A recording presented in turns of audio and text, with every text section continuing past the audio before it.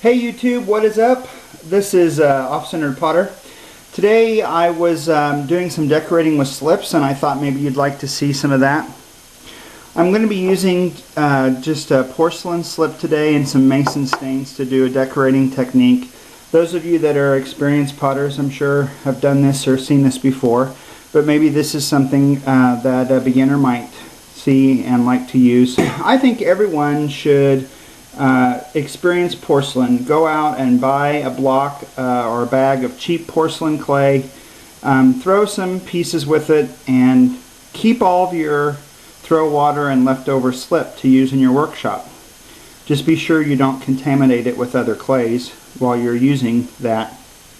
But I think porcelain slip is a great thing. It's a staple to have in your workshop. It's fun. You can do all kinds of things with it. You can use it as is. You can add stains and colors to it to make different colors of slips. You can paint with it. You can just do all kinds of fun things with porcelain slip. Or darker slips from other clays like a B3 brown mix or a black clay. You can do some interesting things with those slips also. So go out, get a block of cheap porcelain, throw some pots, and save your slip to use. I have a whole bucket of it and I use it for all kinds of different things. So I'm going to show you some things that you can do with it. So here I have just a small amount of the porcelain slip, and I'm going to take this mason stain. This is a purple mason stain. I'm going to add it to the slip just like that. Use my paintbrush and mix it up. And the slip that I'm using, I have run through a filter a couple times to make sure that there's no marks, or sorry, to make sure there's no little clumps of clay and things like that. That's important to do because you want it to be a nice and smooth texture with no grit and little rocks or anything like that. And so what I have here, okay, so I've mixed this up, made this interesting purple slip, and here is a piece that I've already fired once, and you can see I've scratched a little design in it. I'm just going to take this purple slip and just dab it into the design. Let it kind of set for a minute.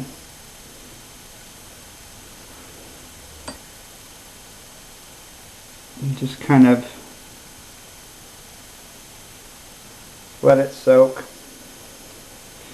It also depends on, how much you want the design to show up. If you want it to show up very dark, then you want to make sure that all the grooves are filled. If you want it to just kind of be emphasized by the slip, then maybe it's okay if not every part of the groove catches some of the contrasting color. So I've just applied that. Okay, I'm going to kind of take a little longer and let that dry a little bit more before I start wiping it off. Okay, then I'm going to go after it and just kind of gently wipe that away. Okay, and you can see how the purple slip is staying in the design. It's much easier to see. It gives it a real neat effect.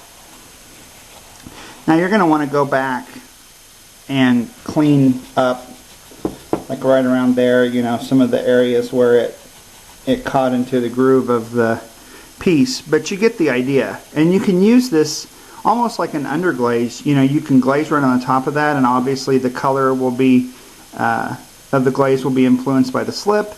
Or you can just clear coat it and leave it like that. You can do all kinds of fun things. So this is one thing you can do. I'm going to show you another thing that you can do with the slip.